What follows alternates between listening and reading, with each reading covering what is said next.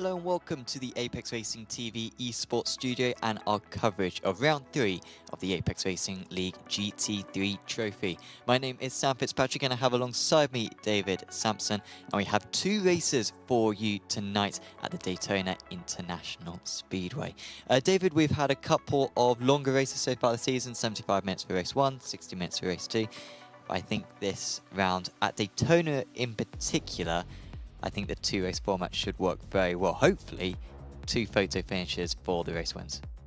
Yeah, we're going to get photo finishes. We're also going to get a lot of good battling, good content, I think. Heat racing at Daytona was a good choice. And obviously we're getting to the point of the season now where the points are starting to matter. You know, the season end starts coming around really quickly.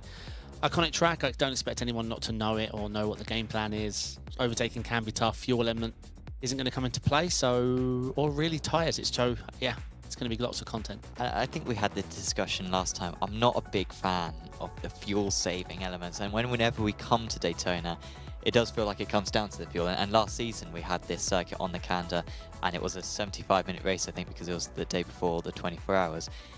This time it's absolutely not that. So obviously there's still going to be tactical racing. Drivers aren't going to be going to the front necessarily, but there's sorts of everything to play for going into the last lap. It's not going to be a case of what you've done for the first 20 minutes. It's going to come down to what happens in the last 2 minutes. Correct, yeah. Having a teammate out there is, if you can get near each other in qualifying, can play with bump drafting, can play massive here. But to be honest, even if working together, even with not your teammate, is a smart decision here at Daytona. Make one send that doesn't come off successfully and the draft's broken. And with the short race format, you're just not getting the draft back. Absolutely. Well, let's have a look at our schedule. Watkins Glen, the first round of the championship, that was a 75-minute race. Spa, next time out, I think that might be a 75-minute race as well, because I think that's the day before the 24 hours. And then, of course, Nürburgring, Imola, Hockenheim, Road America, and, of course, those round 9 and 10, we won't know what circuits those are for a little while yet, until the next season schedule is confirmed. Let's have a look at that format that we were discussing before. 32-minute qualifying, of course, but then a 25-minute race 1 and a 30-minute race 2. Top 10 reverse grid as well. So that will really give the drivers an opportunity. And of course, a couple of Pro-Ams will probably get in there as well. And we've seen, of course, like Nikolai Agard, for example, very strong driver last time out as a Pro-Am. Someone like him most likely will be in that top 10 and can get a big haul of points in the Pro-Am Championship. Yeah, 100%. As I say, so many people... This is not a track we're running up to where people... We've had a few this season where people aren't fully understood where the lap time is or haven't much experience. Everyone knows Daytona. It's absolutely iconic. Yeah, the reverse grid's going to create some amazing racing. Hopefully, P10 gets there on skill alone. Because if you're ever feeling nervy and going into T1, P1, it's very nerve-wracking. And we've had it before. I mean, we've had series in the past, ARL TC. I think back to that when we would have 40-car reverse grids sometimes. And sometimes drivers would get the pole position and be like, nah. Yeah, no, I understand. I'm starting from the pits in this one. I'm not starting from the front. So I don't think that will be a case here. I think all these drivers, at least the ones in the top 10. Oh, it's a very competitive field, yeah. Yeah, competitive enough to earn their spots. And by the way, a heads up, no rain for tonight. It's random weather, but obviously, you know, look outside. Is it raining right now? Probably not for you. And so that's what summer weather is like around the world. So there's no rain for now. I'm doing the random next week. I'm doing the random. Well, it'll be random, I promise. But you can't just press the button until it comes up with. I promise I just press it once. I promise. No, on each machine. Well, maybe after this, maybe during the late Apex later on. All right, we can schedule the session and see what happens. Okay. Let's have a look at our championship standings. The Pro Championship first, Anders Meyer with a first and a second. But it was Rasmus Østlund who was really impressive last time out. Managed to beat him at Portimao in a close run race. But I know Chris Van Nesse is up there in second place right now. But Rasmus was so impressive last time out. And him and Anders were so far ahead of the rest. You can't help but feel like those two are the ones to beat after 2 rounds. Yeah, we know Myers is a very consistent guy. Like, if you let him get away and get out in front of you, he's almost impossible to beat. Chris Van Nesse in that Porsche. Had the pleasure of racing him this week in the officials. He's a great driver. Rasmus Østlund looked good in that sporadic qualifying, then dropped back in the first race, but last time out, smashed it. Looked absolutely rapid. He sounded a bit surprised on the interview, so I'm hoping he can just find that confidence to bring his end game. Absolutely. In the Pro-Am Championship, really up and down so far in this championship. I mean, Abayo so far has only... Oh, I had the screen up. But he hasn't had two amazing results. It's just that no one's really been able to get two great results. He did win the first round, to be fair, did Abayo, but last time out he was nowhere. I think he was down in about 40th overall, I believe. And then Moeller has had one good round and one bad round. Mark Hutchinson's had two consistent rounds, so he's in P3. But, I mean, you have to go back to 6th position to find Nikolai Agard, and he was our winner last time out. So in the Pro-Ams, there's a lot of drivers, and it's the same in the AMs, actually, as well. Because as well in this championship, last Friesek leads the way, but he did not have a good round 2 either. And our race winners so far, Aaron Broderick won round 1. He's down in 7th place in the championship. And Adam Cole's won round 2, and he's down in 10th place in the championship. So once again, no one's had two good results in the AMs.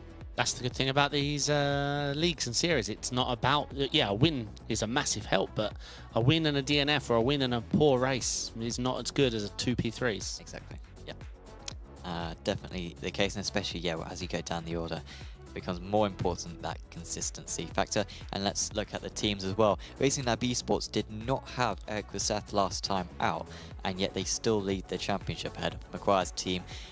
Friday Sport, who did close the gap. Delatraz in their 3rd place, and it's Nürburgring Esports and RPM Racing. What I would say is that Racing Lab looked very good in practice. I think it was Eric Rousseff on the fastest time in the practice session, so he could be ominously strong. Just to let you know as well, a couple new championships starting on Apex Racing TV, and in terms of Apex Racing League as well, the ARA Super Formula Lights Championship starts on Wednesday. So that will be some really great racing in that, following the official series schedule, 8 rounds. And you can sign up to that at apexracingligue.com. And then the day after that, we'll have first round of ARA Porsche Cup, which follows the PESC qualifier. So if you're going for pro, this is the absolute perfect series to try. There'll be many of the drivers who will be doing that. So it's some good practice a few days before the big Saturday race. So do check out that. That will be starting next week, both those series. Sign up at apexracingligue.com. Is there still spots for the Super Formula? There is still spots, yeah. And when is it? Wednesday? So Super Formula is on Thursday. Porsche Cup is on Wednesday. Ah, okay. Thursday. Okay. I will try and be there. I want to do it. I will. I want to. I really do. I love the car. Lights, yeah? Not the big car. Lights. Okay, yeah. I can't drive the fast one. I haven't got the thinking speed. Thank you to everyone in chat who's watching along. Simon Livingston saying hello. Thomas Hansen eating grapes and watching AOL. Can't get much better than I love this. grapes. Yeah? Love them. Twice a week. Yeah. They're good. They're almost like sweets, almost. I mean, it's a psychology thing. Correct. But I think if you indoctrinate someone... I'm healthy. I'm eating fruit. Oh, yeah. I mean, about 4 kilograms of it, but... Sure. And it's Well, lots of you sugar. can't get full on it, can you? So you just keep eating them until your mouth burns with the Correct. the acid that's in there. Let's have a look at the track then. This Daytona circuit. You were saying before how everyone knows it well. Where do you think the best overtaking spot is on this circuit? Because obviously it's I mean, I guess it's turn 1, right? But it's not like easy to overtake here, because the inside line is usually quite powerful in both the bus stop and turn 1. Yeah, I think the first horseshoe as well, there's always an opportunity there, especially with these new 3D curbs, and catching them wrong of any driver's really going to knock their confidence, especially on lap 1. We're going to probably see some, if any two or somehow a 3 wide are going to catch that curb wrong. But yeah, I think the first horseshoe is also an opportunity. Bus stop, not so much anymore, unless they make a mistake entering the oval. But yeah, of course, turn 1. It's just not as easy, especially in an ABS car, because the guy you're trying to overtake can be pretty committal on the pedal. So I think first horseshoe will win out today. Sure. And I think that will as well potentially be the place where we have instance on lap 1. It's sort of either comes at turn 1 or the horseshoe. And if it doesn't happen at turn 1, you have a lot of drivers going into the horseshoe, and it can be very problematic. There's the second horseshoe, turn 6. Not much of an overtaking spot, most likely. And then the terrible turn 7. I think one of the worst corners in the world, honestly, is turn 7. Only purpose is to get us back onto the oval, and there's always a yellow flag there because of the iRacing glitch on that corner. And then you manage to stretch the legs and get onto the banking, and of course the bus stop is very fun. Of course, well, new track limits. Yeah, not fun. When was that introduced? Was it season 2 before, build? Season before last, I think. Yeah, season 2 build. But we didn't go there much, so it took a while for people to... Yeah, I mean, we finally get good profiled curbs. Like, finally the bus stop is a full send situation. And now, if you clip... It's the grass, isn't it? Yeah, if you clip the grass. It's not even that it's the grass, it's the grass. You can be on the curb and then it ends, and there's an indent of grass. Sure. They're giving you a full slowdown for that. Yeah. And it just changes the way we're all entering the corner. It's so much so that you're almost getting closer to the further out slowdown, which not many people mind, the exit slowdown, which we understand why it's there, but you're getting close to it because of the way we're entering the corner now into the entry bus stop. Yes. Well, let's go. And let's have footage of qualifying and the amateur qualifying that is currently going on. Artem Udod on pole position. Now, you did say, David, and I'm not just making this up, that the Mercedes would be very strong for this round. And wouldn't you know it, we've got one Mercedes out there out of 12, out of 13, and that's the pole position at the moment. Yeah, for sure. Obviously, when I talk about the strongest car, usually it takes the high pro-am up to extract it, because this isn't the easiest car either to drive. But yeah, the Merc is definitely the strongest this week. It's just a top speed thing. Sure, the Porsche and Lamborghini have really good infields, but I mean, where do you pass the Mercedes once you get onto the straight? So, but no, if you learn to drive the Mercedes and just keep it in that traction zone, then the infield's fine. Howard has corrected me. Apparently, the yellow flag glitch was fixed ages ago. It shows how Let's Go raced this circuit. It was a while back for you, I assume. Yeah, yeah. I'm trying to think recently, but I mean, mainly drive single seaters, so Daytona's not exactly at the top of the list in terms of visiting circuits. Hey, Freddie, in chat. Best commentating duo with a heart. Yes. Very kind. Thank you, mate. Freddie. Freddie's obviously competing in the Abruzzi ARL Endurance Challenge Series. Well, Championship. this year I've just been calling it Abruzzi ARL Endurance 2024. Oh, no series. championship, no series. Challenge? Because it's just wasteful words, right? Okay, I picked the word that Anne did the name in. I just think one of those words: challenge, series, or championship. Yeah, but try to put that on a poster. Put it in small. No, well. Right, Livingston gone from chat to racing. Follow him. Obviously, Racing Lab Esports, very strong team, very well prepared team. You always get that impression. Seem to work well together. When they get out of front, especially the pros, they work together very well. Oh, and Rosseth is a dangerous combo. Yeah, I don't think Livingston was around last week either, so good to see him back again. So he was. It's just that Maya and Rosseth are part of Racing Lab Esports powered by Ford, whereas Livingston is just the normal Racing Lab Esports. Remains in P5, but this will be his last lap that he can now set. Freddie said, still disappointed you didn't believe in my move around the outside of the door guy. David. What did I call? I can't remember the call. Was this last the week? Endurance. I didn't believe. Freddie, you may need to send us a PM on Discord in order to explain that. But I'm assuming you pulled it off, and I said, oh, he's probably not going to, and then you dropped the hammer and did it, which is the best way of doing it, Freddie. I can't remember though. Sorry, it was a long race.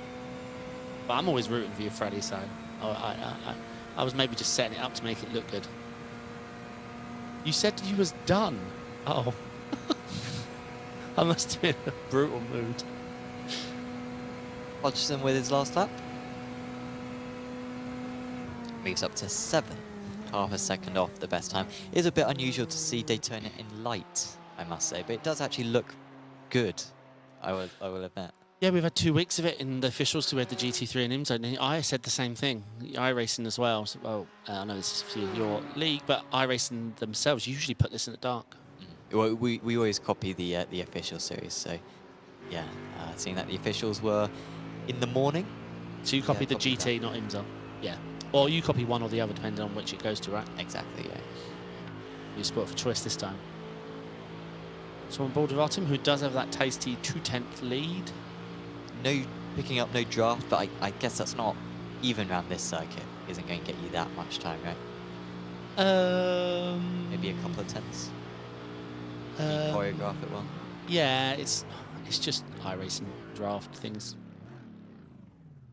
Broderick as well across the line, but I don't think it's an improvement for Broderick, so he stays in P3, and I think that's it. I think that's all the drivers in the AMs across the line, and now it's time for the Pro-Ams to get out on circuit.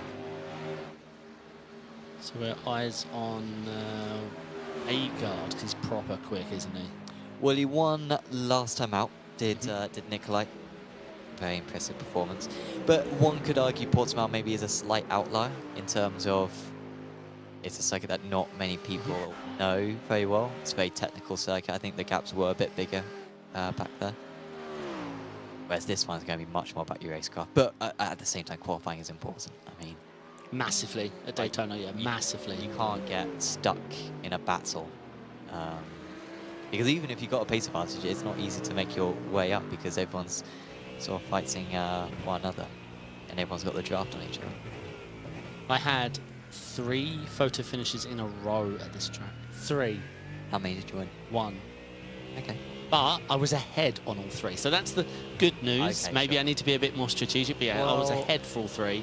Personally, I don't have enough confidence in myself not to mess up the bus stop to Right. go behind.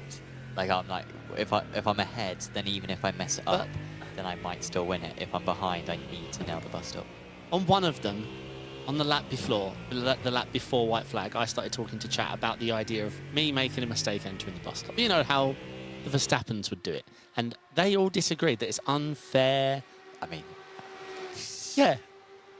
Yeah, get your fans to do an IQ test. Because if I'd have made a mistake in the bus stop, you know, oh no.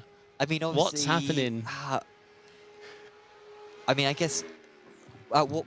Yeah. So Wist goes to third. What would be the plan in terms of that? They would just be very close to you coming out of the bus stop. Yeah, or would yeah, they yeah. even have to get? They on wouldn't have the run. brakes in Yeah, the no, bus they stop? just wouldn't have the run. They just wouldn't have the run. Because they'd be so close, they'd have to either bump or go up.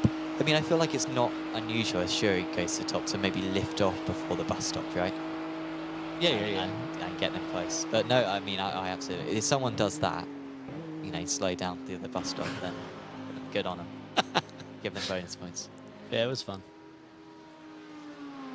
I think that's one of the most fun things about racing as well, isn't it? It's those tactical elements. Like Correct. It's all well and good taking, you know, an actually corner well and, you know, getting on the power early, but when it's that types of racecraft stuff, it's very fun. Howless, you taught us. Unfair, says the people that break to steal DRS. I totally agree with that. Yeah. Well, I mean, if it's there, then you should absolutely do it. So I think Howless is agreeing with us. Where yeah, you should absolutely slow down, go behind the DRS line, and get for the next straight. I remember that. Was that Red Bull Ring a year ago? Where was it? It's happened a few times, but Red Bull Ring it happens a lot. I mean, the Yeah. first time it happened was Alonso Hamilton, Canada 2013. Yeah, Alonso gets on the brakes to. Well, they both get on the brakes, and they're basically like, yeah. Livingston saying the Ford is tricky at Daytona, and I agree. When I bop tested, yeah, for me the Ford came second to last, and purely on confidence because I just couldn't get the lap to go on. Well, that was a nice run Muller had, but this might be his. Oh no, he did do a lot. That's good. That certainly got him ahead of Schuring.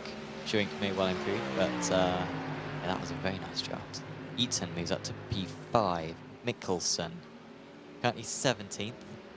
Well, Bio just behind him goes up to the top. Mickelson not with a bad lap himself in 7th place. So we are seeing a few more drivers now get the draft, but. Have you seen the slowdown here? Like, if you go even 1 inch below the yellow line, you get a full slowdown. After the cones, yeah. I think it's called the Williams line or something. Yeah, it was got introduced after the 24 a couple of years back. Yeah, but even if you clip a piece of tyre below the yellow line, you get a slowdown, which is a weird. I dodged a, no, not in practice, I dodged a accident and got a slowdown.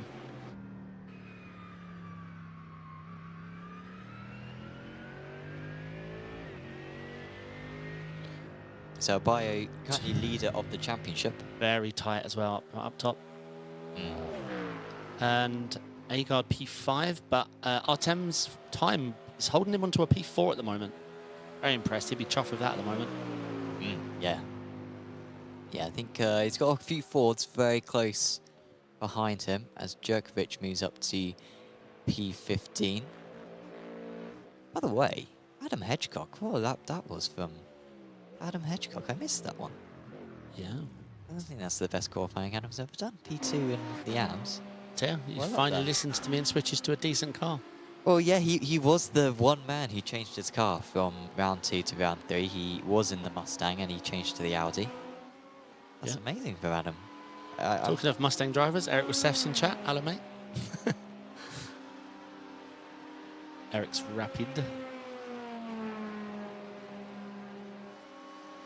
Tim Perry getting a small drop, but this is an outlap, so actually maybe a nice distance away from the cars ahead to get a small benefit, but none of the disadvantage.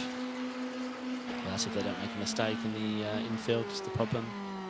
Not having many alternative race lines through turn 1. Not many drivers going really tight, not too many drivers going really wide. Sort of that just clipping the white line with your right tyre, and that's... I tell you what, the tighter line you're going to see less because every driver's going to see that the tighter line just puts you too close to that new 3D curb, which can just... It's just inconsistent, is the problem with it. Really inconsistent, the contact it gives you.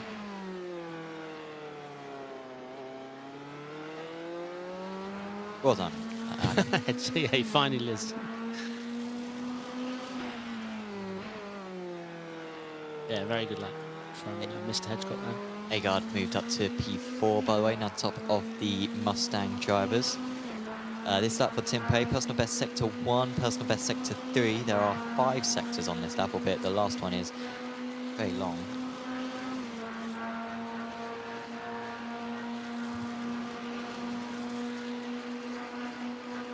Third sector is barely anything. Personal best 4th sector. I think that's just basically the banking.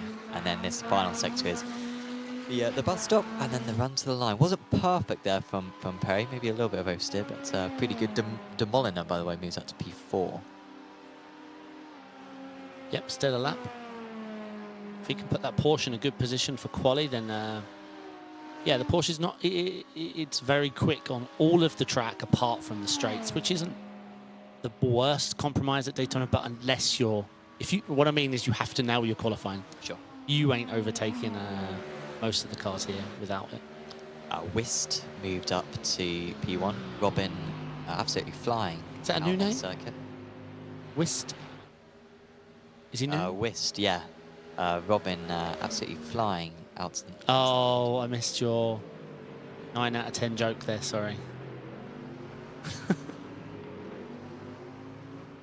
Right, I just don't recognise the name. I'll look at what his results have been this season. Yeah, it's still a lap. I'm just trying to think what the big... I can't remember what we were doing at... I've been doing LMP2 this week for IMSA, but I did do this all last week for GTs. You know what? You are correct. Wist hasn't taken part in a round so far this season. Bam. I saw him on the entry list, so I recognise the name. But no, yeah, you're absolutely right. He hasn't done a race. Yeah, I can't remember what lap times I was doing. Can I quickly check? I think I can. Let's see. If it's slow, I won't read it out. Sure. I'll say I can't find it. Or you could just say that the track conditions are different. Yeah, I mean, the tractors probably were a bit more difficult anyway. Yeah. Yeah. Definitely not easier. Definitely. No, definitely couldn't be. No. So Schuring, no draft for him, but personal best sector 2 and sector 3 so far on this lap for Schuring. Djokovic, by way, I think, improving. Mark Hutchinson struggling.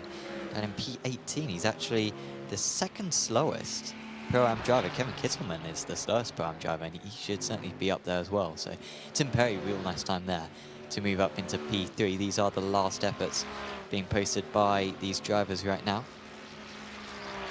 During to the line. This could be an improvement.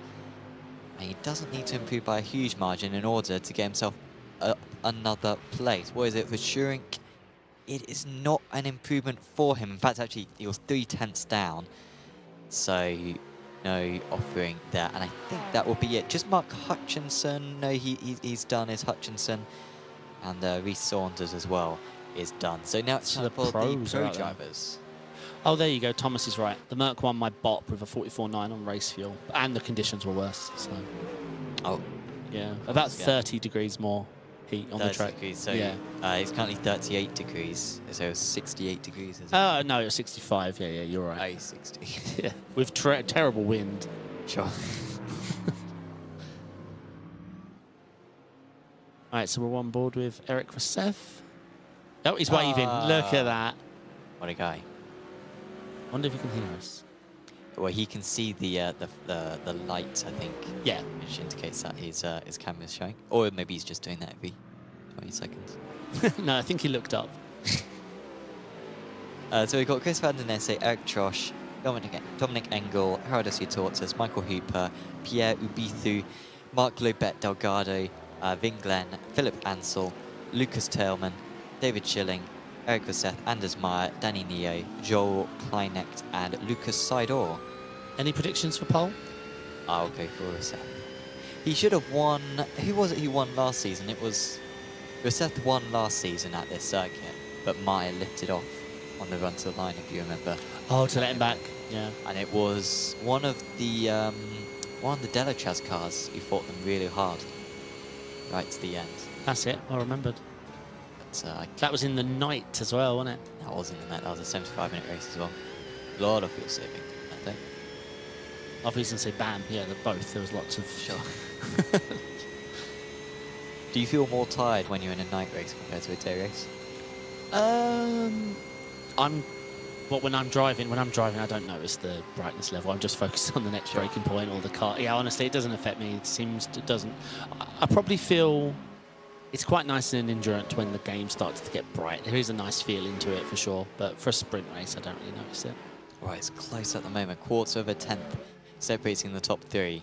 Chris Van den Nesse going for another pole position. Come close a couple of times this season, actually, as Van den Nesse. I think he's qualified P3 in the opening 2 rounds of the season. Did get a couple of pole positions last season, and he's currently on that top position right now, but plenty more improvements to come, I'm sure. Yeah, I mean, Van den Nesse was good. I did quite a few races here that week, 2 weeks ago and this week, but I had the pleasure of racing Van den Nesse quite a few times. He did get me one time on the white flag. But anyway, yeah, it was a lot of fun. He's a fast dude. Philip's been racing a lot this week as well, and so he's very quick, but he's been racing the Merc. And I don't see the rest of them out there, if they're listening. I don't see them out there racing officials, and I'm there a lot. Sure. So I want to see them.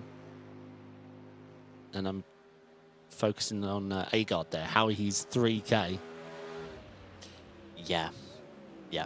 No, I get it though. If you don't have much time and the leagues are your thing on, the weekends, then yeah, I understand. Sure. I mean, it depends how long you've been on iRacing though, right? Like, yeah.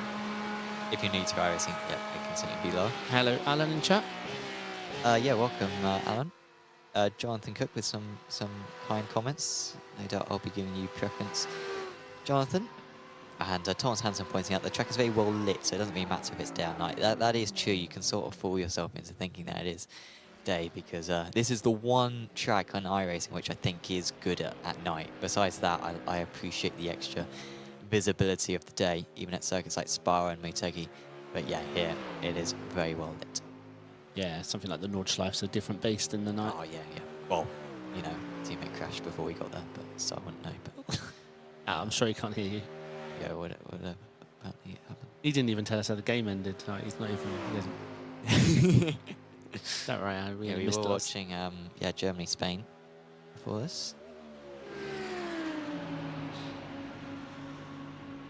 Where are the Fords? Where is the Recef? What's he doing out there? Where is the Maya?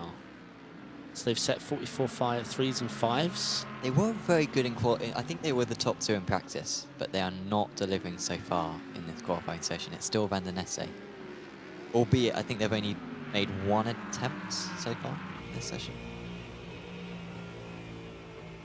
Here comes Joseph. What is he doing? He is, Is he trying to let him pass so they can follow him? I mean, if this is turn... Where is this? This is the run up to the bus stop? Yeah. It has to be, because if this is if one, it was it'll be over, yeah. then you would kill your run. I appreciate Eric's helmets. If we change to the... I think it's the left rear camera, we might be able to see that full helmet, but you can see in the mirror the eyes are very good. Oh, maybe it's right? No. Oh, I don't know. It's one of the cameras that shows the helmet of the driver, but I can't remember what it is. Here are all the cameras, right rear. There it is. Oh my god. I don't even know what that camera's called.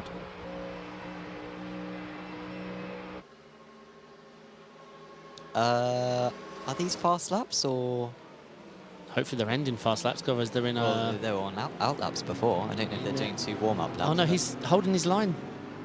I don't really know what they're Look doing. at these 3D curves. Yeah, I'm not sure. They look like everyone's draft hunting. Ansel was the man who just went off there. That's really disruptive for him. I think that group were all sorts of choreographed, but then there were a couple of stragglers who kind of joined the group who were previously ahead, who sort of messed it up for a lot of them. Taldus Eutortus, who's leading the train, giving the draft to the drivers behind. I mean, if it's an outlap, then yeah, do it. Overtake them. Like, if it's an outlap, then it's game on, right? I want to be somewhere you are. I think the gentleman's agreement's on that, the push lap. Sure. I'm not doing all that hand-holding. It seemed like they were all getting out in each other's way in turn 1 on this lap, though. Yeah. It seemed to help too much. No. Anders Meyer is the one who's following Eutortus right now. But, I mean, top 7 separated by less than a 10th. Yeah, it's very tight. I don't think we've ever seen that in ARL. And with the new guy, stellar time for a Pro-Am. Agard's going to have to... he's going to have to really dig deep today from P16.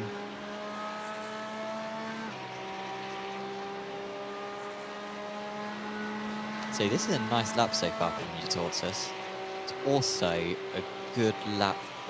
Who's he giving draft to It's and an why? all-right lap from Meyer. So Meyer has set a stunning Sector 1 and a stunning Sector 4, but a very average Sector 2 and 3. So whoever that was, he gifted This it. is Meyer. So let's see Gifted where him he it. can go. Oh, was it Roseth? Oh, apologies, it was Roseth. So Roseth moves up to P9. I mean, Roseth, if he'd had a decent Sector 2 and 3, he would have been on pole position. But it was an awful Sector 2 and 3, but a really good Sector 1, 4 and 5. So a weird lap. Great on the straights because of the draft, but awful through the corners.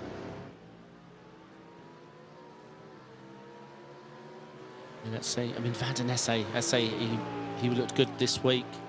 And I say, like I mentioned about the Porsche, if you can get it ahead, then it's not a bad car to be in. I'm feeling good about myself. I beat Nesse this week once, and he's pole at the moment. So you'd be winning right now. Yeah, I think 43-9, something like that. Sure. Yeah, easy. No draft. Just the one shot. No. It is tough. I think the track temp is going up. It's up to 39.44 degrees Celsius now. Might make it a little bit trickier to improve. Hello, Aaron in chat. Good luck out there, mate. Where did we queue? There is Aaron.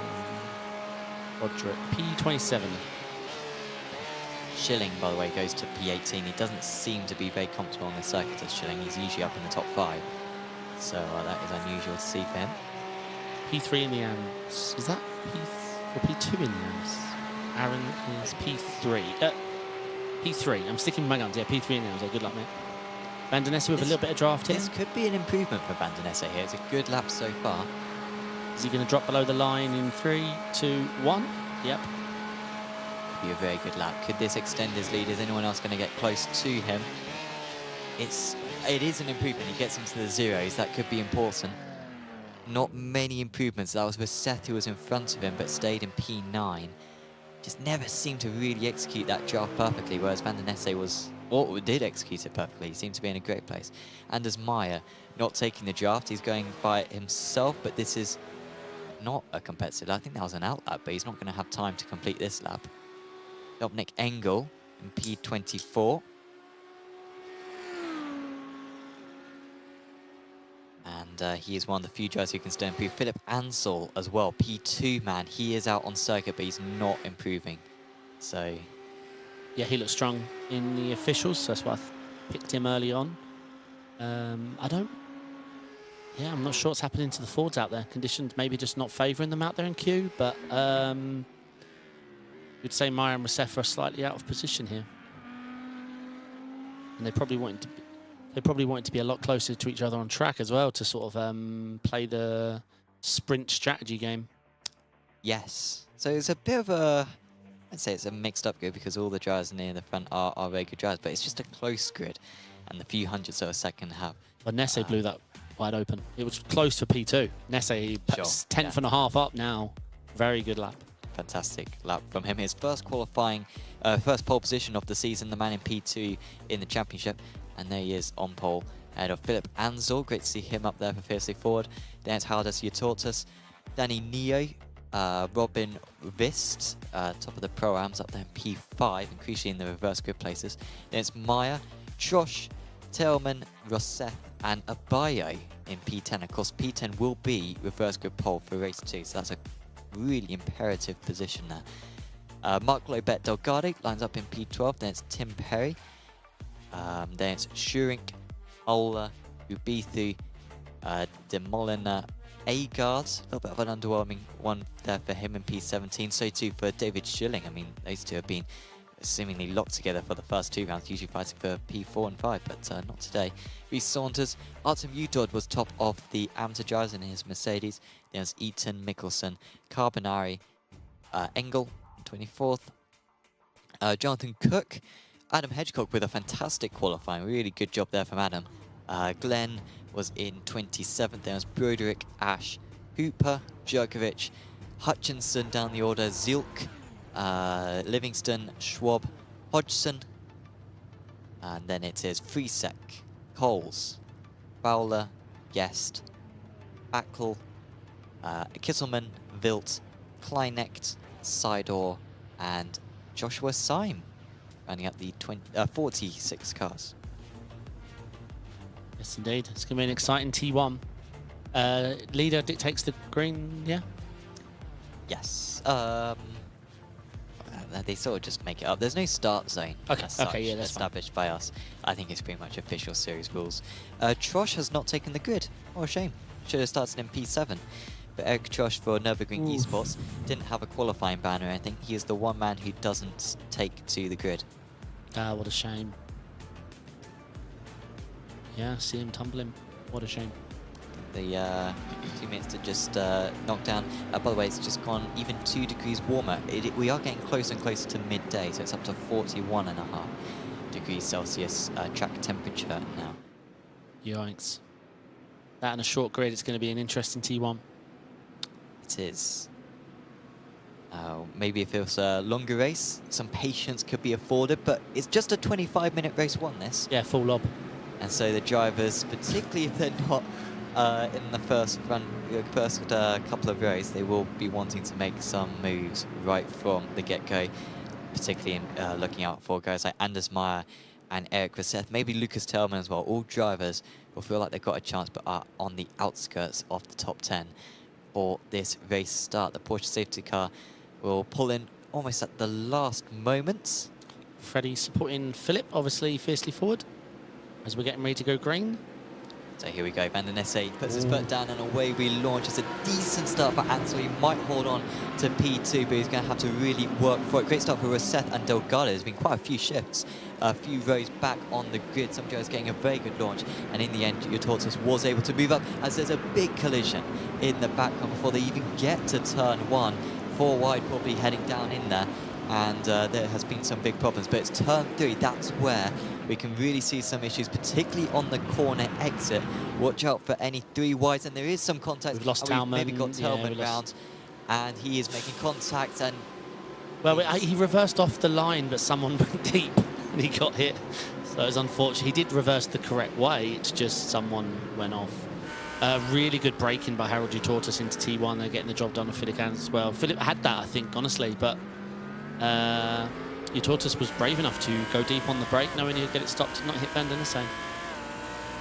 My Rennsport, though, up 2 and 4. I don't know how Rennsport was up 2 places pretty much like a second after the green flag was waved. Well, I suppose a lot of them are up 1 through the retirement of Eric Trush, whatever his name, something like that. So that gives them all the +1. But yeah, Eric Rennsport finding a way through, and now paired up with his teammate, which at Daytona is important. Will we see any bump drafting, you think? Not yes and no. Not in a big hyper train like this, no. Well, unless someone makes a mistake. If everybody has draft, then it's very difficult to bump draft. Zach in chat, feeling some FOMO. Would very much like to be out on circuits. Hey Zach, hope you're well, mate. Obviously, hello to everyone in chat. Matty, Her Design, Alan, Aaron, all the millions of people in chat. Thank you. We might open up entries, to be fair, Zach, so if you do want to join for the remaining rounds, there might be opportunities for you to do so.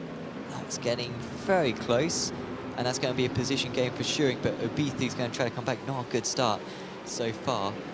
Full yeet over the 3D curbs. I think the Fry's got this covered off. Yeah, nice, nice, nice.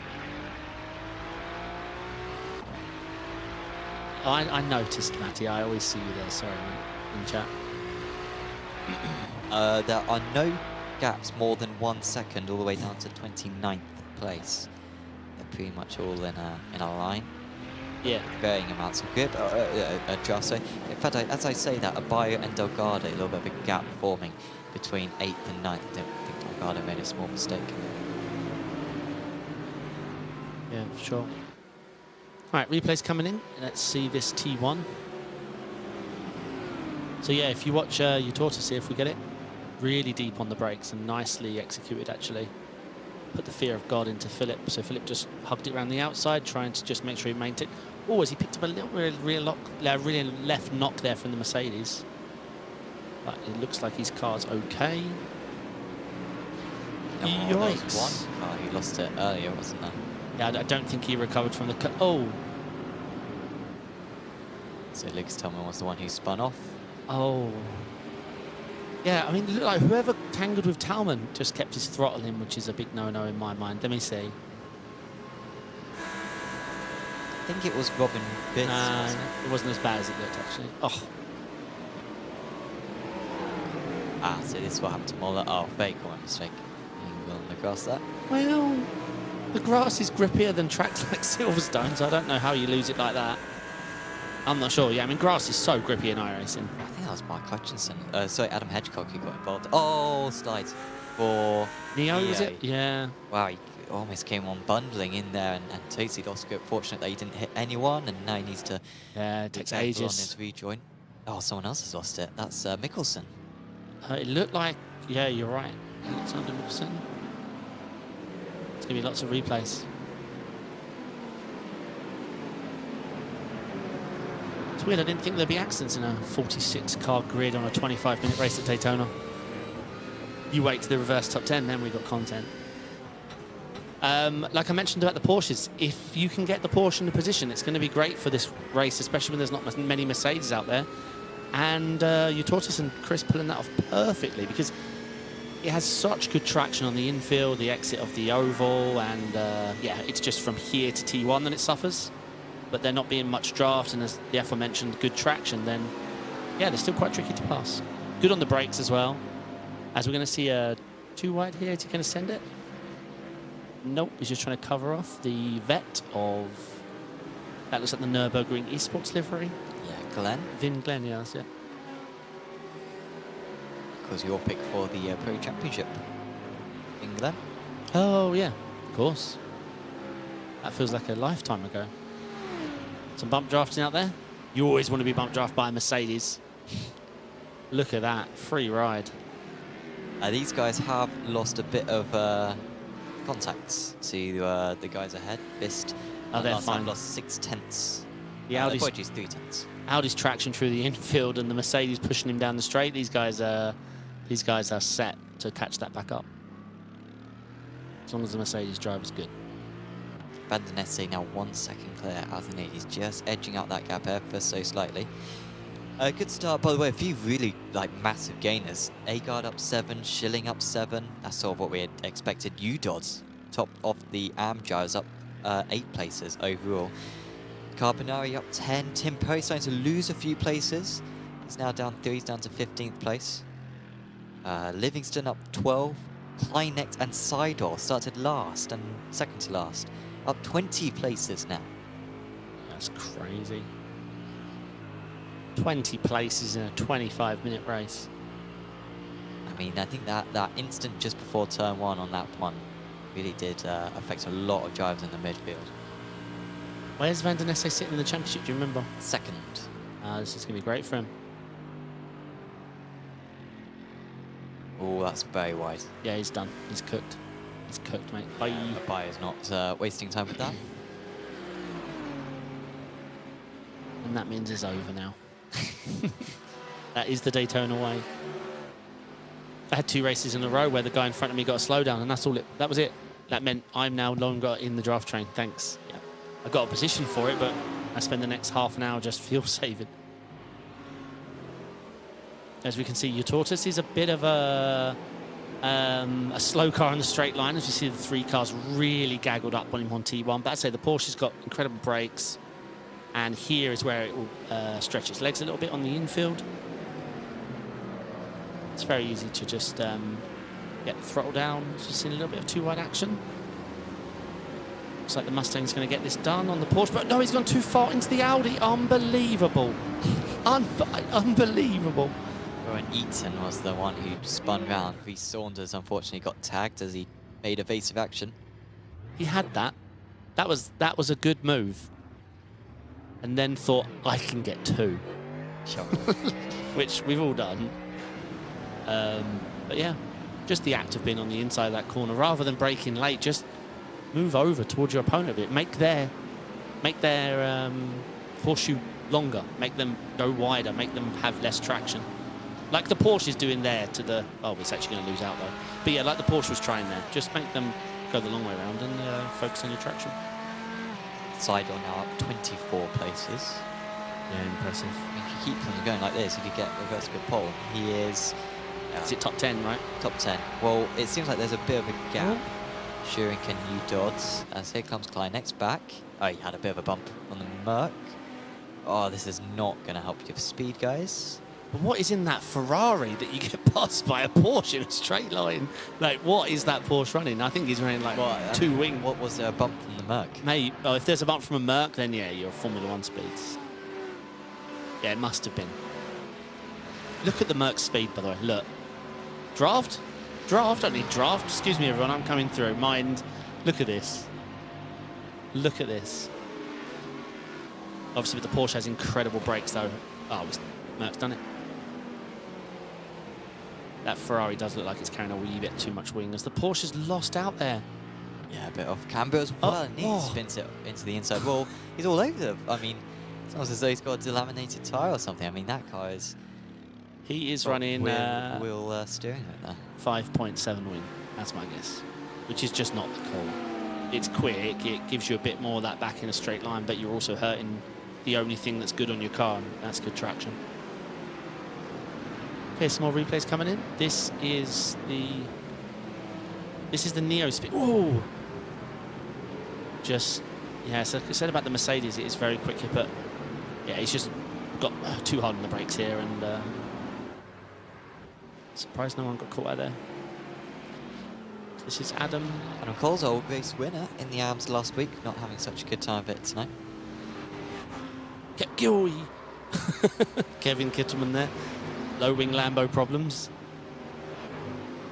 This is Daniel Ash into T1. That's gone way too deep. Yeah. All right, so here's the row we need to move.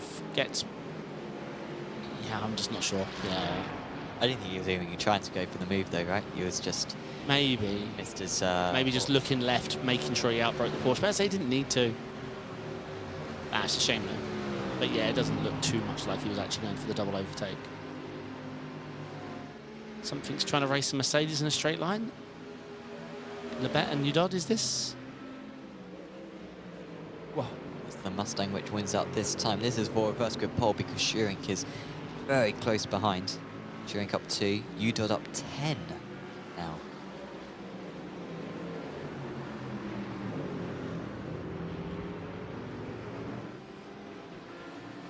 Yeah, so Van der Nesse, like you said, that draft is now officially broken.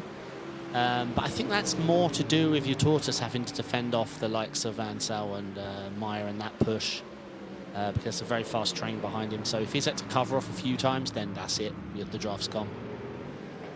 So Van der Nesse can back things down, just focus on the simple things like braking points and traction and maintain. Would only be the second race I can recall Van der Nesse winning. He won race 2 at Sebring last season. I feel like he may have won one other. Maybe we'll ask him in an interview later on. But for a guy who's done well over 50 Apex events over the years, this would be a rare and very welcomed victory for him. I mean, if Mario and Seth have got anything extra that they can use, they're going to have to start using it soon. I mean, they need to get to the front of this train. But so far, doesn't look that way. Ansel, though, is going to get very close this time. And he might go for the overtake. No, he's just going to bump and try to get that a little bit closer. Meyer is going to go to the outside, going to try to move up into 3rd position and then maybe launch an attack for 2nd place on the next lap. There he goes. He's going to be off camber. This very tricky turn 1, and that just makes him hesitate to get on the throttle. Still partially alongside Ansel, who can't quite cover him off, and now it should be the Ford driver with the upper hand and should be able to move through. Almost a quarter pan on. Now they make contact with his own teammates. And I think Ansel is still in P3 after that. Rousseff tries to take advantage. Yeah, Rousseff, I think, almost caught his teammate there, but obviously it was all happening so quick. But let's see. And from a chance at the race win, perhaps, very much just about to follow I think the podium. Philip's got this. Oh, no, the Mustang's just got that superior straight line speed. Well, Meyer will not be happy with that one. Not sure whose fault it was. It did look like a bit of glue between the two cars. Yeah, I'm not sure. It all happened so quickly and then they were leaning on each other. But yeah, thank God no spin. And thank God Rousseff didn't get caught up. So I wonder what team gamery they can play to fix this position back. I'm not sure. So we see the Mercedes blow by the Porsche. See you later, mate. Yeah, it's Neo getting ahead of Hooper. Neo, of course, down 15 places after his spin on lap 2 of the race, I believe. Yeah, that was a shame. So we got the replay of the earlier instance. Success of a C. So all fair at the moment. Yeah, they're just leaning on it. Yeah, that looked like just close racing with a little bit of glue. Yeah. As much as it looked like Phil leaning on Meyer's car also went towards Phil. So yeah, I think just it stuck together there. We've got a pack of 4 here. Oh, as the vet takes a look on a vet. The Nürburgring sports car, trying to get it done. Looks like he will get that clear before the first horseshoe. Timper is doing well up there in 16th place, but does feel like he's comes a move from Carbonari. Hopefully we don't see the same issues. A bit more space being given this time by Ubithu on the outside. Yeah, I think the Audi went a little bit too long around the outside there. He's not going to have the straight line speed. Yeah. Whoa. Oh, Glenn's gone up the inside of us. There he goes. Poor Audi. I think he can definitely... Whoa, as we go really long way around. That's Dominic Engel. Yeah, I think Vin's going to have to be... he'll be boxed out here. Yeah. He just needs to focus on his speed, make sure the vet doesn't get him. Oh, no, the vet's left to... Wait, how do you leave a low line gap? The guy below you's going to get drafted. How do you... You can't leave that gap there. I think the vet's going to get mugged by a Porsche in a straight line due to line choice. Yeah, he is. Oh, is Vin's going to take a look into the bus stop? Confident braking. This poor Audi has been mugged. A few corners in the road. They go side by side. It's... Oh, he's going to rejoin as well. Where is he going to? Where is he? Oh, well, that could have been even worse for the drivers behind.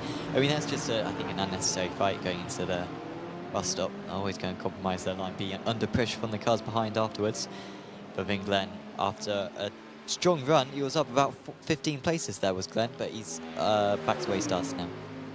Yeah, I mean, it was tough to call watching it the first time live. I'm not sure whose line was correct, or it's always a danger, especially if you both commit to it.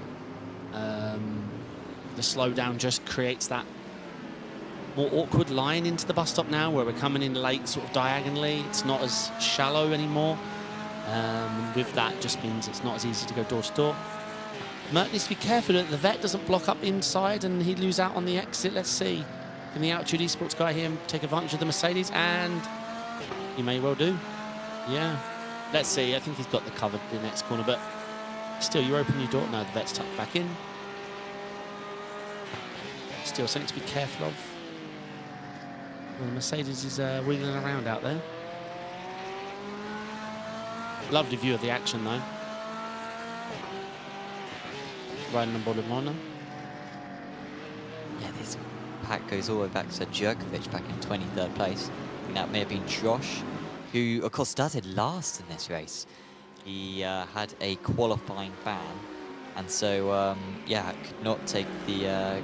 oh, sorry, he just didn't start the race. I don't know why he didn't start the race. It wasn't a qualifying ban, but yeah, he didn't grid up. And, yeah, we'll come back. He's up to 21st. Yeah, it's impressive. He's gone up half the field. All right, we've got to replay of the bus stop. Let's take a look.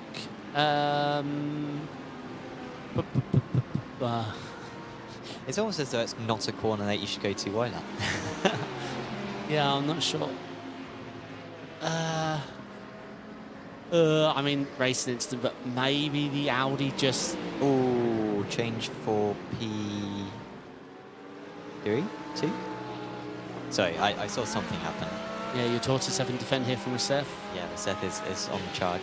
2.1 seconds. Oh, Ansel.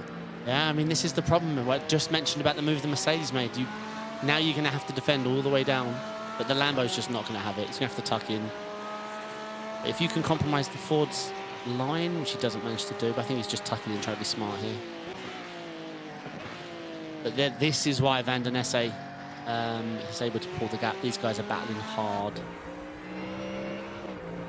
But all eyes are on Meyer, because we know he's heated. He was P3 a couple laps ago.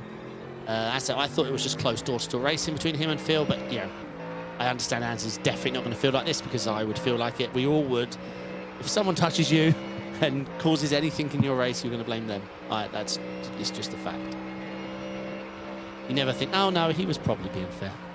Sure. That never even crosses your mind at the time. But let's see.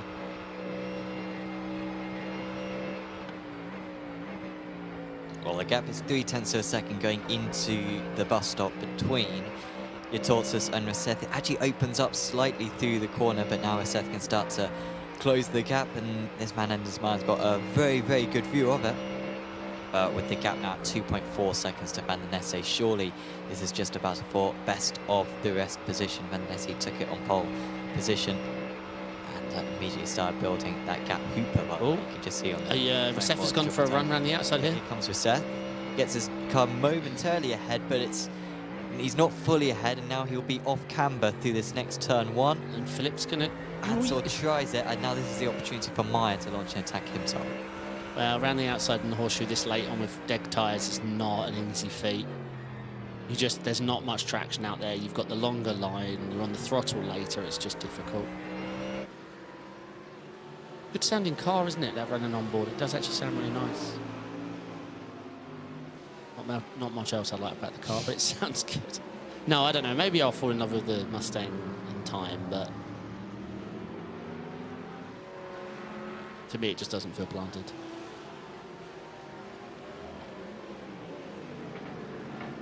We've got a couple more laps to go after this one. Yeah, it feels like a long heat race. Yes. And of course, it's 10th place that gets inverted. Still, we've got that battle for 10th. UDOD and Schuring missing out as it stands, but Schilling would be in that top 10. Yeah, it's not a bad car to be poling either, the Ferrari. It's good, really good straight line speed. Could work some magic there. Agard looking strong there as well in P9, obviously the Mustang as well. He doesn't look like he has it here at this track though. The Agard, like, you know Agard's really rapid, so it just doesn't seem to be his track. No, was so good at back at Portsmouth, so. I'll tell you what, we haven't seen, I know there probably has been some that haven't been shown on camera, but we haven't seen too many slowdowns that impacted the, say, the front 15. No, very few. As here comes with Seth again, he is, I mean, this is pretty much identical to it was on last lap. Look He at that squeezes as much as he possibly can. Phillips going to get this time. Ansel is ahead, but he hasn't got the drive to get fully ahead heading into the next corner. And this game pretty personal between the Racing Lab Esports drivers and Ansel. Ansel would love to beat the pair of them, and he is going to get ahead. And rounds goes Eric Rosseth, and this could be important for the first grid because he's hesitating. He is hesitating, which is the right thing to do, and he's towed back. He's had enough. His facial expression wasn't exactly one of anger, but his actions definitely were. Yeah. Yeah. Race winner last season, and he is out of this Heat 1 and will start last in Heat 2 if he even chooses to participate. Yeah, obviously it's a shame to see. Yeah, I'm not commenting. I usually do, I know, but I'm not because he's upset, and yeah, I've been there. It's horrible. So Van der Neste 2.7 seconds ahead. Utortus, he's been defending that T1 brilliantly. Like, we can see he's lacking that pace advantage, but he knows that his car's not getting fully at overtake, so he's just being super committed on the brakes, not locking up, focusing on traction, and Ubithu losing a couple of places. Perry back up to 15th place. Perry has been at the epicenter of the racing in this event, constantly being overtaken or re-overtaking drivers. He is down 3 places from where he started, but still up there in P5 in class. De Molina being overtaken by Neo just ahead. You were mentioning there are no slowdowns. I fear that could be one for De Molina. Yeah. Well, this is going to get fun. Let's see how far along the Merc can get. We know it's rapid. And as we're seeing trying to get past, I mean, what a result this would be for Ansel. Also, Maya losing a bit of time behind. Abayo is up to P4. Maya, not sure why. I don't think he got caught up in Rosseth's incident, but he has lost a place. Utortus, meanwhile, high. No, I don't think he did. Yeah, you think you're right. I don't think he did. Maybe just a mistake. I'm not sure. Yeah, I mean, this will be Utortus' biggest challenge now. I say Philip's been racing all week. Yeah, he's been very strong out there.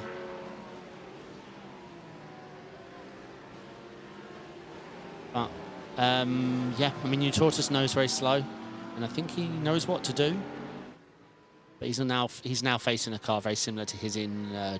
Well, no, it's superior. As much as I say the Porsche is the best in traction, it's the Lambo. Pound for pound, Lambo has the best traction of the GT3s. It doesn't have the best brakes though. Skagel has almost grown. I think it's Trosh at the front of this chain in 14th, and it goes back to Schwab in 24th, an 11-car train, deciding the teen places. What a job from Philip though. 25-minute race, 4-second lead. Goes to show how much Utortus had to defend. What's his I rating? Oh, Utortus is 6K. Oh, okay. Yeah, there we go. All the I ratings on the screen. Oh, off goes to Bithu. Oh. Well, it could have been worse for him, and he doesn't want to get the slowdown one. And he got up just before the cone, so no slowdown, but still a gigantic loss of time. Not sure what happened there. One last attempt for Ansel, and it looks like it's evaporated straight away. That time was not able to stay alongside. Utortus just needs to keep his wits about him, cover off the inside line. Yeah, now he just needs to keep getting Utortus off of the racing line, hoping to induce a mistake or... Abayo is very close to these guys as well now. Ansel fighting this hard. Abayo is right on our tail. As a spider has just descended from our studio. Did you see that? I did not. Oh, there's a spider just doing some Tom Cruise stuff. Oh, we'll have to we need an extra camera in here then. We can make adapted zoom and spot If we go spiders. silent at any point, it's because a nest has decided to take us over. I think your tortoise have got this. It looks like Philip's really struggling on his tyres just this lap. But then again, he's been doing a lot of battling, so... Yeah, I'm not sure how we find Maya behind Abayu, but, I mean... Abayu, a 3.8k flexing up with the 6k plus guys. I mean, 6k is 7th, 5th, 3rd, 2nd, and Van der Ness is 5k. Right, we're on board with Maya, but who's he?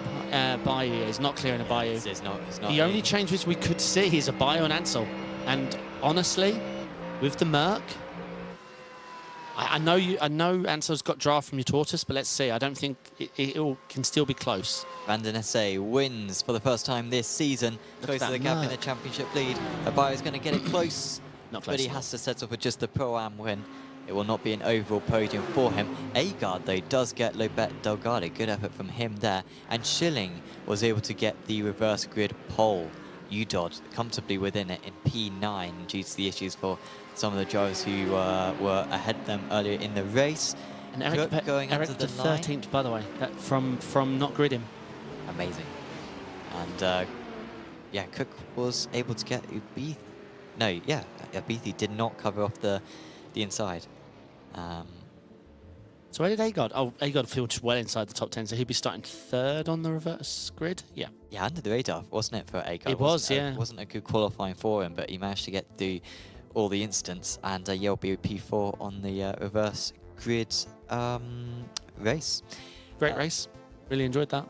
Was a good race, but it wasn't a fight for the lead. Do you think Van der Nesse's 8/10 advantage after lap 1 was decisive, or do you think even if it was 2/10 of a second, say after lap 1, he would have still pulled away? 6 to 8 is just the Daytona gap, but like everyone was in. But yeah, I think it was just the fact your tortoise in the Porsche just had to defend from some really strong drivers, the Myers, the Receffs, the Phillips, so it was really tricky for him, and that created the gap because your tortoise probably spent 90% of his time not even taking T1 how he wanted to. So yeah, I think overall that just cost him the fight for the lead. I don't know if he'd have had a chance. Yeah, great stuff.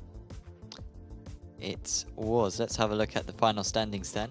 Chris Van der Nesse ahead of Haldus Utortus by just over 4 seconds. There's Ansel Abayu top of the Pro-Ams. The rest of the podium in the Pro-Ams were Vist and Agard. UDOD, I mean, look how many places you got to go back for the second place driver.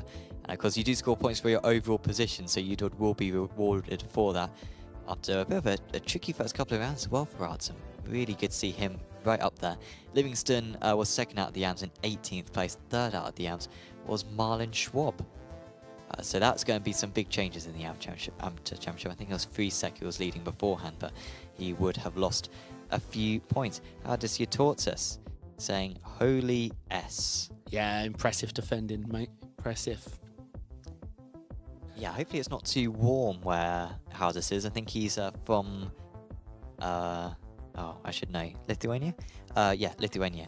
So hopefully it's not too warm over there. It can get very cold in Lithuania because I'm sure he'd be sweating even if it was very air-conditioned. But yeah, that was a stressful race for him. I love the fact he's stressed now. Now he's got a reverse grid and he's in a Porsche.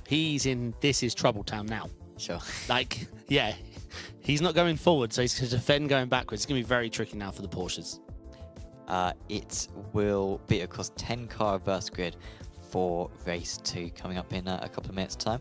By the way, we've got a shout out for one of our sponsors, Apex Racing Academy, and of course Apex Racing Academy delivering all their data packs, which include setups and track guides, but also their group coaching sessions as well, which feature in a variety of cars, including the Porsche Cup and the GT3s as well, the IMSA vehicles, which you can check out as part of your subscription. So if you go to apexracingac.com, you can see the options to register, whether that's a bronze subscription where you just get 1 car, which is at a very cheap price, or if you get all the cars, over 30 of them being offered by Apex Racing Academy, you can get a silver subscription for yourself as well. So do check it out at apexracingac.com if you want to find a few tenths of a second in these GT3 cars or in any cars on iRacing.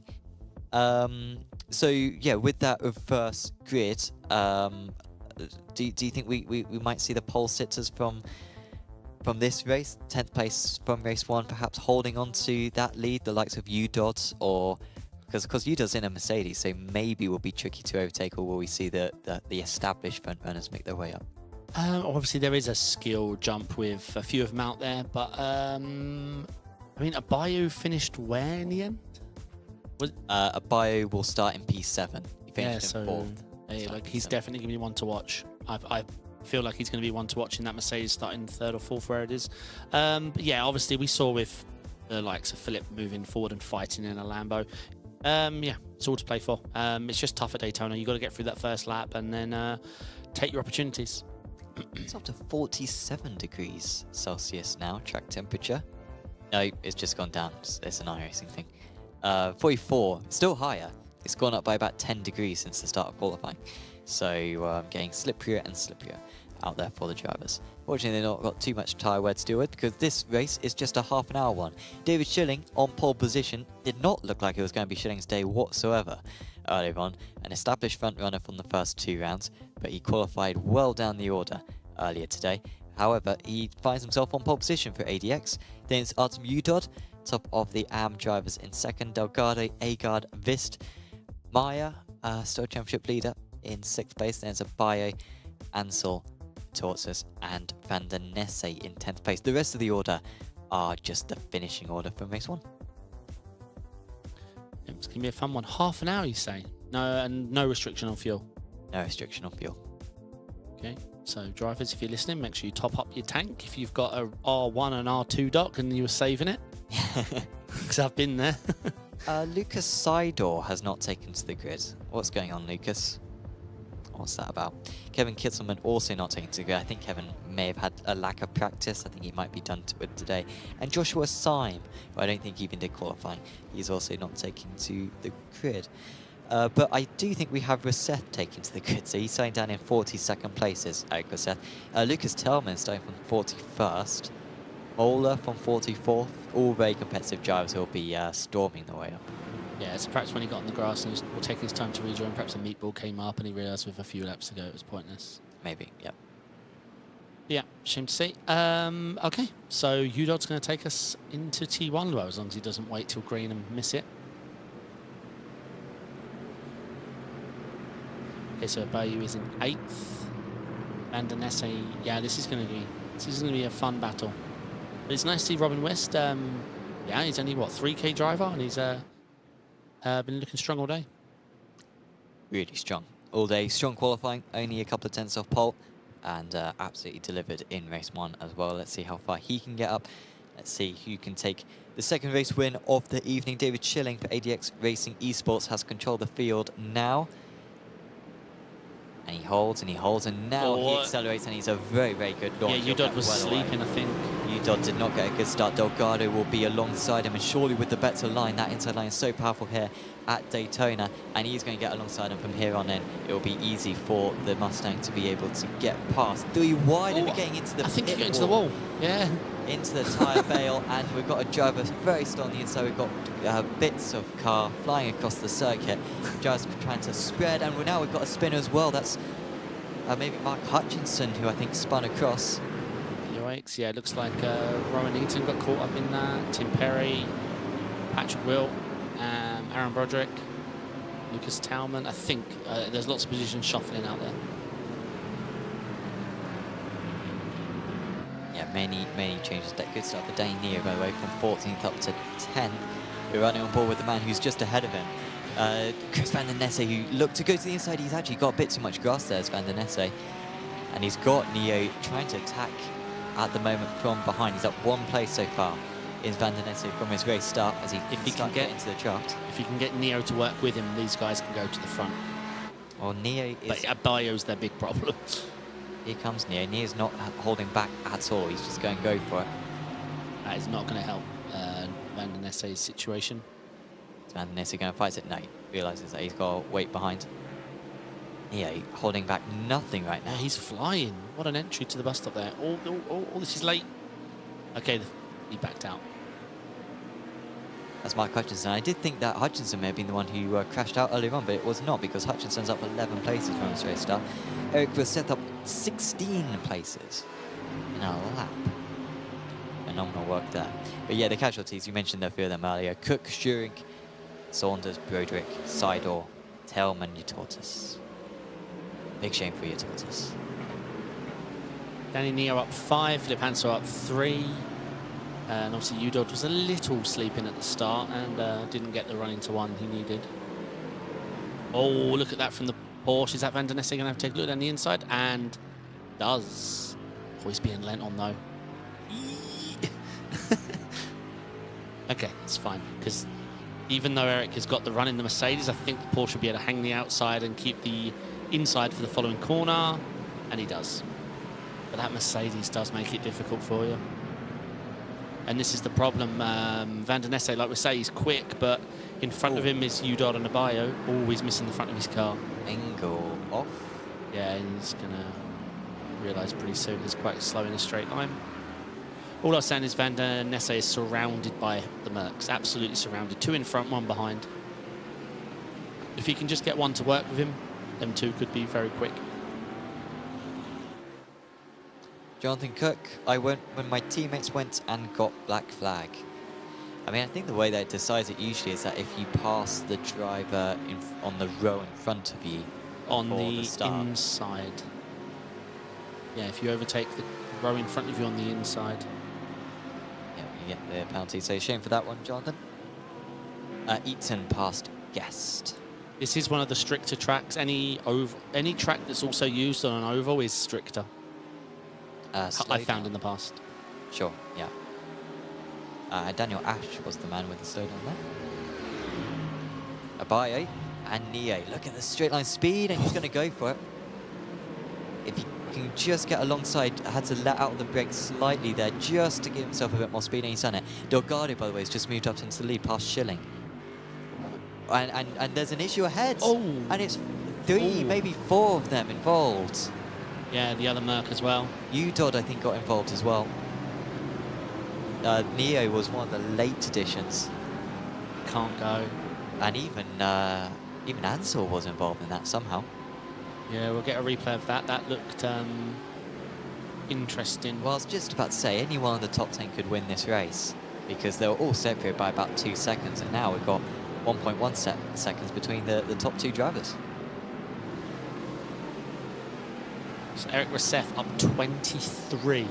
Yep, 23 positions. 23. We've only been going 4 minutes. Yeah, we'll get a replay of what happened there out of on the run to the first horseshoe, because that looked... I'm going to say the only thing that caused something as massive as that is a late lane change. Someone swapped lanes and clipped someone else, and then... Massive shame for Danny Neo that he just set the fastest lap of the race. He was 8 tenths faster than the leaders. That last lap was Danny Neo, and then came across that mess in front of him, going through turn 2 and 3. Sergio Abaye survived. How's Aaron doing, Matty's asking. Let's see. Aaron Broderick he was involved in the incident at the start of the race, but now he's up 1 position due to the other incident, so he's running Abaye has to pit. Got too much damage. It seemed like his pace was alright, but what a shame. he does have the faster pair. What's it? Ansel in. These 2 did collide. Nice move there. Djokovic up to P10. Philip Ansel's in as well as Abayu. See that incident causing some black flags, unfortunately. So this could be big points for Van der Nesse today. He's P3 in the pros right now. Udod trying to get that lane covered. I don't think he's going to. The vet's going to get the inside. Much less traction on the outside there. He's just focusing on his straight line advantage.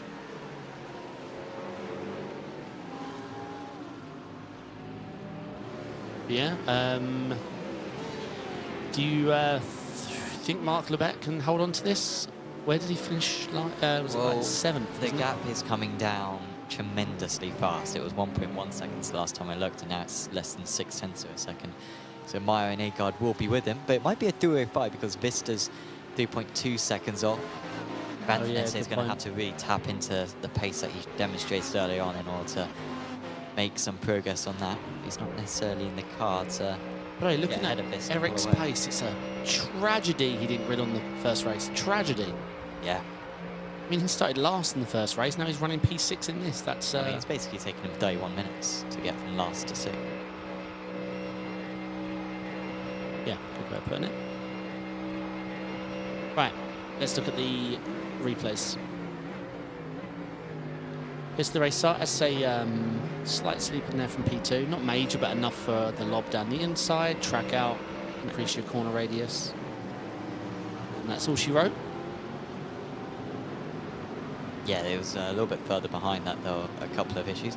Josh, well, that was a bit of a curse, I think. Josh has had an incident. Yeah, sorry about that. Jerkovic as well. That's on live pictures. Okay, so here... Hubrink spun. Oof. Tim Perry was the one who was just behind. So the vet spun because of the Porsche getting into the wall. This is with the Utorsus. I mean, that's really over-aggressive there from Howdis, I think. What, the car we're looking at right now? Yeah.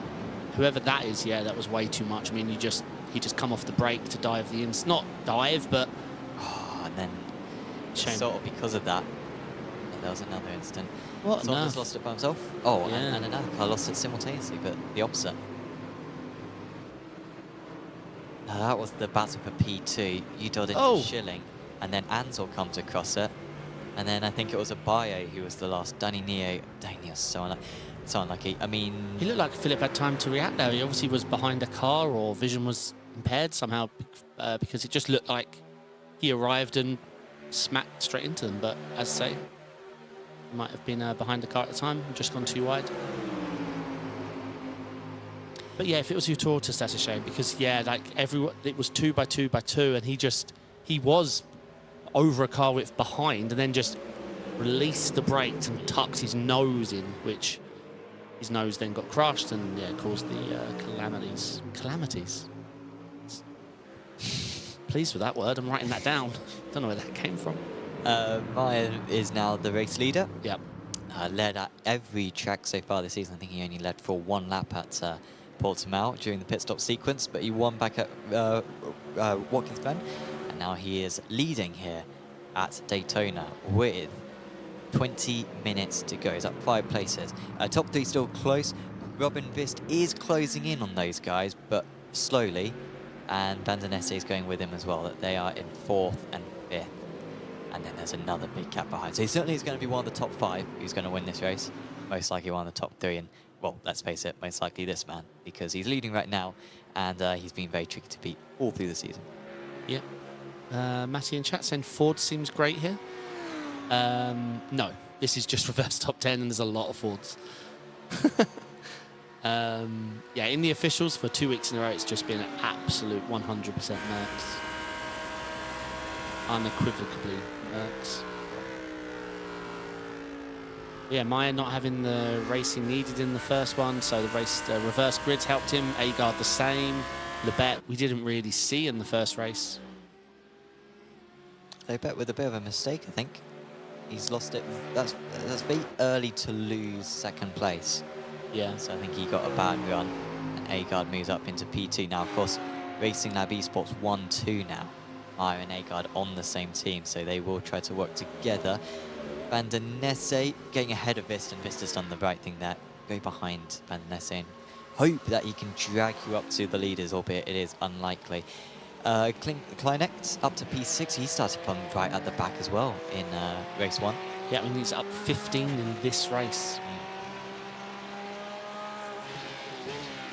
Matty's asking if my mic's popping and yours isn't. Pop. I don't hear it in my ear. Daniel Ash. Yeah, this is tough.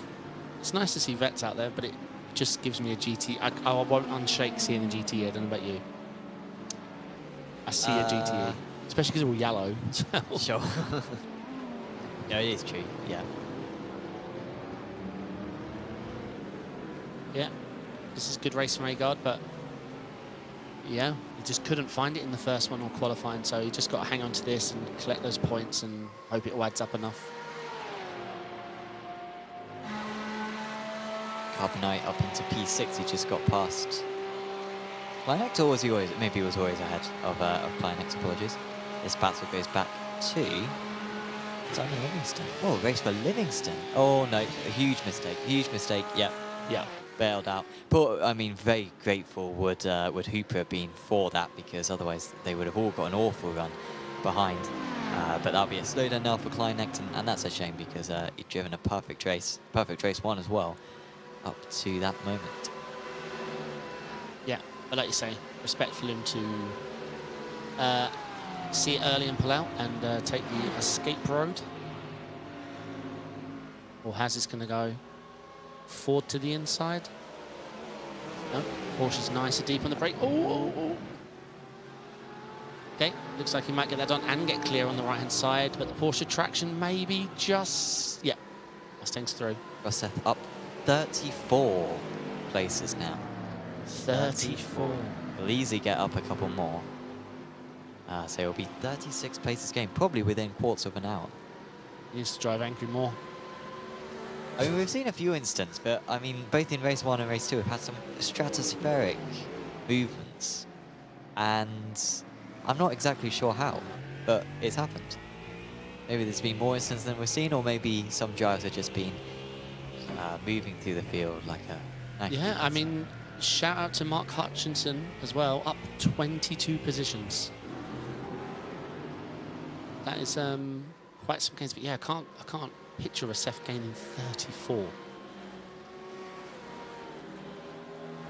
Some impressive moves.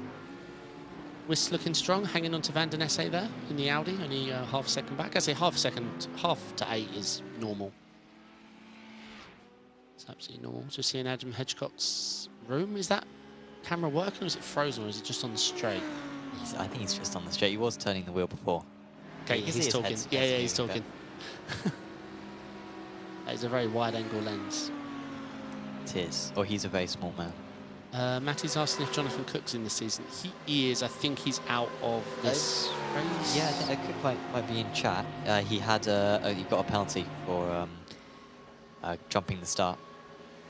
It gives you a weird warning, right? Going before passing under yellows, it says. That's the warning it gives you. I got one at when I did a practice for Indy 500. I did get one, and yeah, I was like, yep, learned that lesson. Will not be doing that again. I had an incident at Road America in officials. What's his name? Brazilian. I forget his name. He spun on the out lap into the last corner. I drove up the straight, crossed the line, black flag. Because he had actually rejoined the track and was back on the straight. Sure. So the warning just before I crossed the line said, let him by. Yeah. Like, well, it's really annoying. But no, I've had it before at Daytona as well. I think, like I mentioned earlier, tracks where there is also an alternate oval can be a little bit more strict. I just don't know why. And your Ash there with the mistake is a chance of a good result going up in smoke right there. Yeah, shame about Philip there in that. He got really caught up in that incident and he ended his race. Alexandra with the run-in photo. Yeah, Mickelson. That was, I mean, it's a very far picture, isn't it? But I'm a fan, Alexander, for that one. Anyone else want to put up any? Oh, huge slide! What a save! What a save! That's twice through the bust. He is 5.7 win. That's going in the monthly compilation. That's fantastic. I like that. I'll set up 36 places, by the way. Background colour of Joel's photo looks like he's taking a picture of his passport photo. You know that colour that you always go stand in front of. Yes. Oh, careful, Joel! Oh no! No, Joel. No, come on, Joel. If you Wow, well. I mean, if you're going to do that and mess up, then you should have the courtesy to not go through with the overtake, but he's done it anyway. Like, yeah. Well, I mean, he got it done. Like, I don't want to use F1 analogies because there's two camps. He didn't. I'm not part of the stewarding, but that will be a penalty. What? No, I mean, it was dangerous, but it didn't come to danger. It's a rule that if you force another driver to take evasive action, then... Yeah, but is the force, like using your Jedi mind powers to worry them, forcing? Because, yeah, it had... Do you know what I mean? I think we've had this debate before. I mean, I think you brought in Star Wars now, and I'm not sure how to react. We've had this debate before. Minority Report, how about that? I've not seen the film. Where you get arrested for actions that you will commit in the future. Okay. And that's what I'm saying. Nothing did happen. Yes, it would have happened had he turned in. And that's where your argument comes in, isn't it? Avoiding action. Yeah. But couldn't the other driver say, no, he just blew the apex. He didn't avoid me. He blew the apex. Because he was turning right through a left-hander.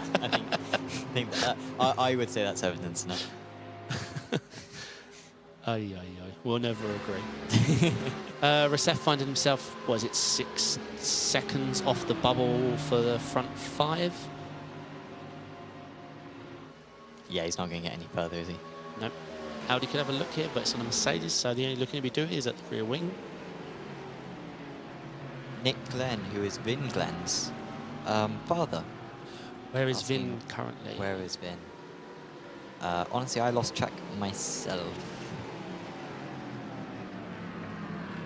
He is 38. Looks like he got caught up in one of the incidents. Yeah, he's out of the race. Pit stop. Oh, he's got that background colour as well.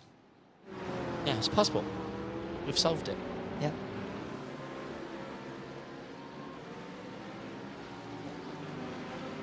Free sec after underwhelming race 1, but to be fair, if he can finish in P2 in race 2, then sorry, P20 in race 2, then I think that would be a decent point score for him.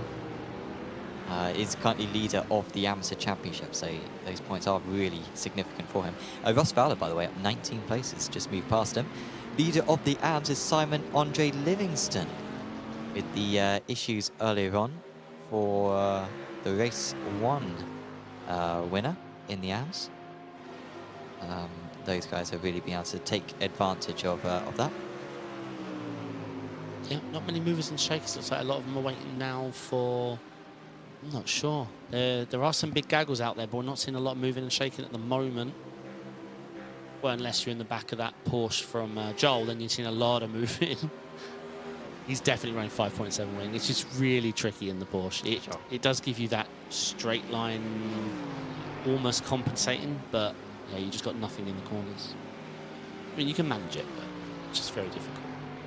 But yeah, Vin Glenn was having a very good first race and got caught up in an incident. And then in the second race, there's been 2 incidents, and I assume he got caught up in one of them. All right, replay's coming in hot. Whoa. NDM spin. But it came in a bit hot.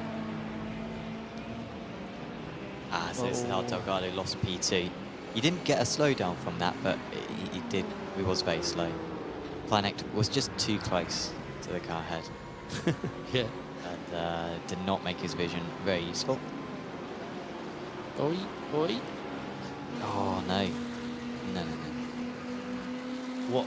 No on who? Because the vet blew the corner and was just constantly scrubbing speed. I mean, I think it's going to be a penalty. Neo into the back of UDOD, and then I think was that Tellman just absolutely pile driving in behind. Penalty for who? The car who hit the other car. No. If you're going to take a snowplow into a corner and park it in the middle of the corner, then I don't know how the guy meant to know you're parking. Yeah, but he can see that he's gone wide. No. So at that point, you need to go, oh, okay, he's missed the apex. He's going to be on the power later. I'm going to be on the power later, not I'm going to be oblivious and just drive my racing line. No, if you stop for a coffee mid-corner, it's on you. I'm gone. We should steward. Imagine that you're posing. Oh, no. Oh, yeah, Joe is just... Every lap, it looks wobbly. I mean, maybe he's picked up a bit of damage because, yeah, as I say, Porsche doesn't have much downforce when you're running low wing. It's... Oh, Ferrari, be careful, man. Where are you going? Are you oh, they're actually going 3 wide. Why not go behind the Mercedes and bump and go? I think the Ferrari's going to lose out well, here, I but think let's the see. Mercedes might start getting some overspeed because they've got the draft and the fastest car, and I think the Mercedes is going to hold on here. If he's a bit late enough on the brakes. Oh, yeah, he's all right. I thought he might even hit the car ahead. But Udod's got it done. Udod, I think, up. So the AM lead is over because Livingston's 5 seconds ahead of these guys. But Schwab versus Udod, very close fight for P2. You can see Fowler making contact with Seidor. And who's got the better drive? Well, it looks like Fowler is going to be alongside, but Seidor will probably stay on the outside and get the inside for the second horseshoe contact between the two of them. But fortunately, there's no bouncing. Oh. And Fowler not making a whole lot of friends at that, but he is up 19 places. Nick Lennon chat, thanks. The background from the pictures are from the team meeting they had. Oh, okay. Yeah, they do look good. I've got the whole try-hard esport pose that Lewis took of me. Which is definitely how I drive. Definitely. Hooper has been overtaken by Neo. Yeah, I mean, Neo, had he not been caught in that instant, he was up like 5 or 6 right at the start of the race and just passing people left, right and centre. Yeah, he would have been in that. I mean, there's so many who would have been in that front group. Yeah, because we'd see Philip Ansell on the back of probably past Agard by now. I'm not sure Maya would have let him by. Sure, yeah, true. But that's the battling we want to see, right? We wanted to see the Lambo and the Ford battling here today in the second race. Hutchinson up to P4 now in the Pro-Ams. He's just got part, but De Molina's fighting back. This battle is going on as well. Schwab falling into the clutches of Schuring. He's got the inside line, so he should be in a good place, but just a bit too tentative on the brakes, I think, there for Marlin. And you can see he's got triple screen, so he can turn his head quite significantly to look out to what's going on behind him. Oh, there's a send. Oh, don't take the corner. Oh, he's left so much space there. Great work there from Schwab. The spinning driver was Mickelson? Guessed. Was it sure? Seidor. Oh, Seidor. That was over ambitious from Seidor. Yeah. Yeah, to end up riding the curve. Oh, and the Ferrari does look a bit... rears are overheated a little bit there. Yeah, he just ended up riding the curb and... Oh, the Porsche isn't happy. Maybe he didn't like his rejoin. We didn't see. Just looking at the times, Van der Nessy hasn't been able to make inroads to Degada, but that, I mean, it was a big gap. So yeah, it was up at 3.5 seconds at one point. It's down to 1.7. Yeah. So another 15 minutes, and he may have got to the front, but he's dropped Vist impressively. He's had to go alone as Van der Nessy. But more importantly, Lebet has got just about a little bit of draft, which is definitely going to help. Look at the Mercedes against the Porsche in the run to the bus stop. It is... Look at that. Oh, it's run to T1, that's why. Okay. I definitely know my way around this track. I'm racing it for 2 weeks. It was solid. Ooh. Carbonari in 8th. So let's have a look at each class. Obviously leading the Pro, we've got Anders Meyer leading in P1 overall. Leading the Pro-Am, Nicola Agard, P2 in the race. And then leading our AMs in Simon Livingston, P13 overall. Wait, Racing Lab Esports are leading all 3 classes. Breaking news, I've just found it out. I'm not sure how many times that's happened in Apex Racing League history. Well, technically, Myers is powered by Ford. So. Well, yeah, they are different teams. I mean, like, considering that you can only have 3 drivers, they would need to have one Pro, one Pro-Am, and one Am. Yeah. Which I think is the case for maybe one team in this series. I think Walk Racing, I think, might have one of each. So that's a very rare. It's very rare that you have that range of drivers. But yeah, congratulations to the guys.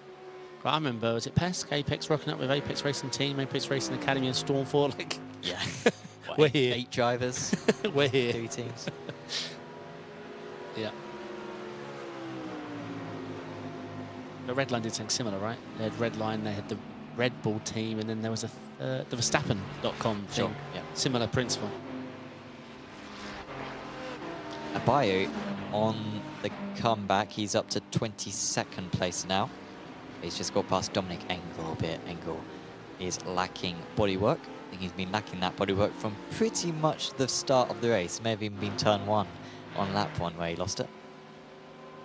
Schwab still in the mix, using his webcam as well. If any of the drivers are watching back, please do enable your webcam for next week. Link is Yeah, you can do it mid-race. available. If you give us a, get a friend to DM us, let you know if enabled it mid-race, we'll hook it up at this end. Oh yeah, yeah. We're kind. Fowler has presumably exceeded the... He took a fast pace. He's front. Took a fast, but, Yeah, the front of his car changed. but I mean, the damage didn't seem too bad. Oh, if it's a meatball, it's a meatball, right? Oi! Yeah. Oi! Oi! No! Oh, okay. Okay. No, late on the power. Yeah. Yeah, I think he's just more glad he didn't wipe out a Porsche and a Ferrari. Well, he's got time, and these two cars are as good as he's going to get. He's not going to get Schwab up ahead. So, yeah, he can take his time with these two. Oh, the Audi behind had a look. Yeah, the vets had to take evasive action.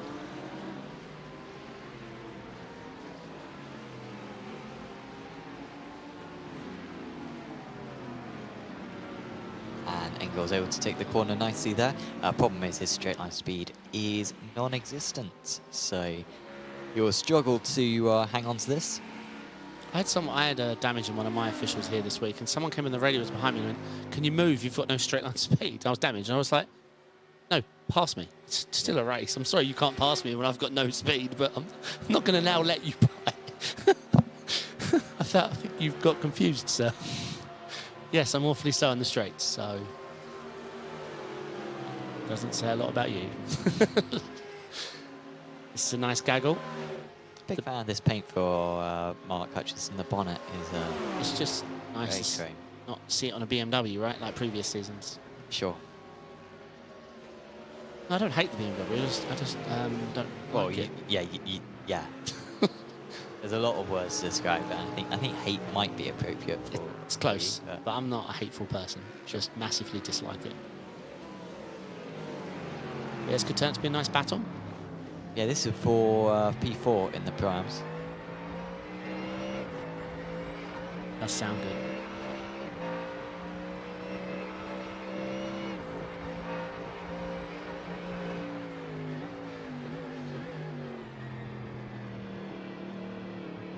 Yeah, sounds really good.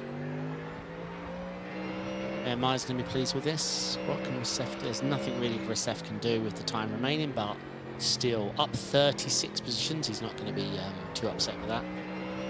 And obviously his drop week, which he would have probably preferred to use. Well, you said last week. Yeah, exactly. Turn up last week. Only one drop out of the 10 rounds. And I suppose if you drop a week like this, you drop both races, right? Or how does it work? So it's your overall meeting score.